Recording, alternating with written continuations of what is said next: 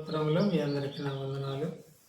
మరి వాక్యం సెలవిస్తా ఉంది. నా ప్రియమైన దేవుని బిడ్డలారా, దేవుడు దావీదు అంటున్నాడు కీర్తన గ్రంథం 23 అధ్యాయంలో, యెహోవా నా కాపరి, నాకులేమి కలగదు.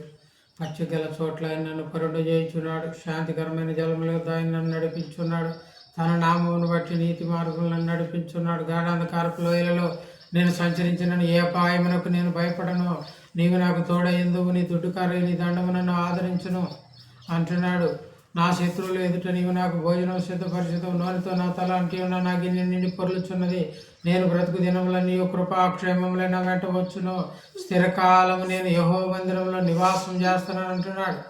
అయితే చూడండి, నీ ఆవరణంలో ఒక దినం గడుపుట 1000 దినముల కంటే శ్రేష్టమైన వాక్యం సెలవిస్తూ ఉంది.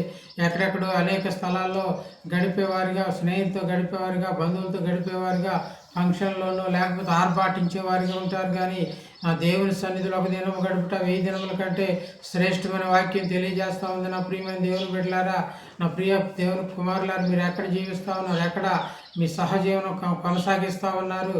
చూడండి, చాలామంది పనుల్లో, ఉద్యోగాల్లో, వ్యాపారాల్లో, లోక సంబంధమైన లోక వార్తల్లో, ముసలమ్మ ముచ్చట్లో జీవించే వారిగా ఉన్నారు. కానీ దావీదైతే నేను బ్రతుకు దినములని కృపాక్షేమములే, యెహోవా నా కాపురిగా ఉన్నాడు, అండగా కొండగా తోడుగా ఉన్నాడు, ఆయన నా పక్షాన ఉండగా నేను ఎవరికో భయపడను అంటున్నాడు. మనకు లెగిస్తే ఉదయం లెగిసిన దగ్గర నుంచి అనేకమైన భయాలు, చీకటం చూసి భయము, లేకపోతే రకరకాలైన భయాలు, భయపడే వారిగా ఉంటున్నాం. నా ప్రియమైన దేవుని బిడ్డలారా, ప్రియ దేవుని స్నేహితులారా, యెహోవా యందు భయభక్తులు కలిగిన స్త్రీ కొనియాడబడదు. యెహోవా యందు భయభక్తులు కలిగిన పురుషుడు కొనియాడబడును. యెహోవా యందు భయభక్తులు కలిగిన పిల్లలు కొనియాడబడును. యెహోవా యందు భయభక్తులు కలిగిన చూడండి కుటుంబం కానీ, సంఘం కానీ, సమాజము కానీ, బంధువులు కానీ చూడండి కొనియాడబడతా ఉంటారు. నా ప్రియ దేవుని బిడ్డలారా, ప్రియ దేవుని స్నేహితులారా, అందుకే